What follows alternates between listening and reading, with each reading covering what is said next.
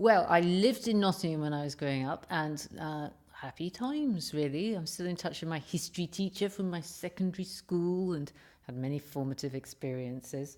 And then it was my first proper job, actually, working at Bolsover Castle for English Heritage. And it's just a great place to work. If you know what it looks like, it's a sort of fantasy, gothic, romantic, chivalric recreation of a castle stuck on a hilltop in Derbyshire. It's also very windy there.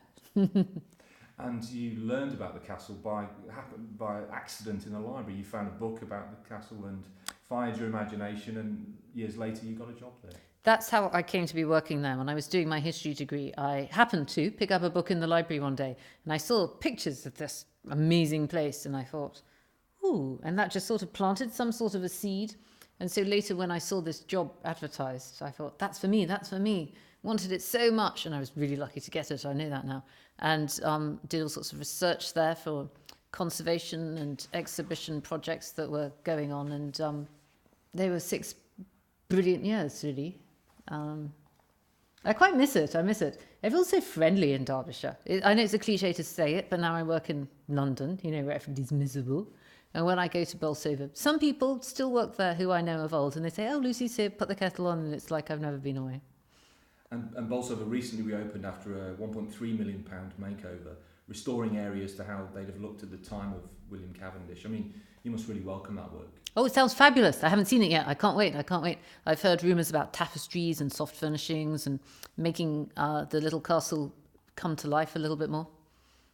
Now, you're well known to millions of viewers of TV history for BBC series such as Fit to Rule and A Very British Murder, to name but two. And you bring a very playful style to your presenting. You dress up, you play characters, you have fun with your subjects. Is that a deliberate way of avoiding the more serious approach of sort of high history programmes? Well, I just like to enjoy myself if I can at work. And some of the things I do may at first sight appear to be trivial or silly, but I see myself, I've got a secret plan here. I see myself as the thin end of the wedge. And I think if I can get the attention of a 12-year-old kid just for 10 minutes, maybe they'll think, okay, next time I want to watch the whole programme. Okay, maybe next time I'll read a book. Next time maybe I'll take history GCSE, and you sort of suck them in, really. Now, you touched upon your time at school in Nottingham and your passion for history being cultivated by a history teacher. What are your memories of being taught in Nottingham by that teacher? Well, we did the Industrial Revolution, which I can remember quite a few details of.